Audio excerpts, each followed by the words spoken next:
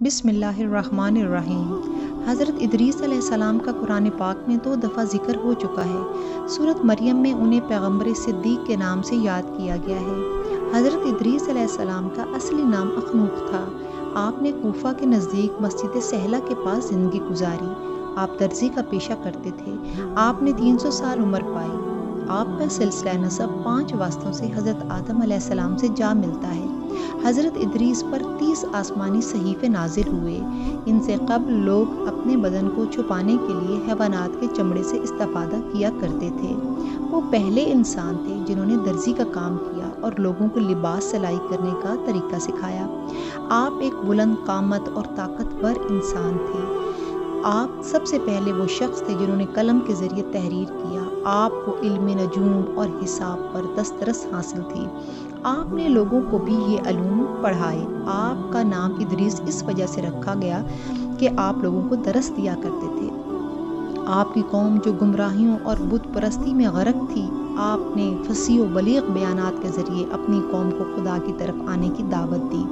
حضرت ادریس کے زمانے میں ایک ظالم و ستمگر بادشاہ تھا۔ ایک دن بادشاہ اپنے محافظوں کے ہمراہ سیر پر نکلا۔ اسی دوران وہ ایسی سرزمین پر پہنچا جو سرسبز و شاداب تھی۔ اس نے اس کے مالک کے بارے میں پوچھا تو حواریوں نے کہا کہ یہ زمین حضرت ادریس کے ایک پیروکار کی ہے۔ بادشاہ نے اس کو بلوایا اور کہا کہ زمین میرے ہاتھوں فروخت کر دو۔ اس نے کہا میں اس کی آمدنی سے اپنے اہل و عیال کی کفالت کرتا ہوں، میں ہرگز اس کو فروخت نہ کروں گا۔ بادشاہ غصے کی حالت میں واپس محل لوٹ آیا اور اپنی زوجہ سے اس کا ذکر کیا، جو کہ بہت شاطر اور چالاک عورت تھی۔ اس نے کہا میں ایسی چال چلوں گی کہ تم اس زمین کے مالک بن جاؤ گے۔ اس نے حضرت ادریس کے پیروکار پر بادشاہ کے آئین کے منحرف ہونے کا الزام لگایا اور اس کو قتل کروا دیا۔ جب حضرت ادریس کو پتہ چلا تو وہ بادشاہ کے پاس گئے اور کھل کر اس پر مخالفت کی اور ثابت کیا کہ اس کا دین باطل ہے۔ بادشاہ کی بیوی نے حضرت ادریس کے قتل کا نقشہ تیار کیا۔ جب حضرت ادریس کو اس سازش کا پتہ چلا تو وہ اپنا مسکن چھوڑ کر کسی اور جگہ پر رہنے لگے۔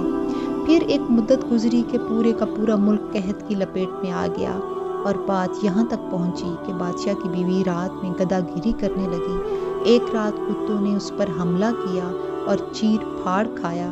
وہ لوگ 20 سال تک عذاب قحط کی لپیٹ میں رہے۔ جو بچ گئے وہ حضرت ادریس اور ان کے خدا پر ایمان لے آئے۔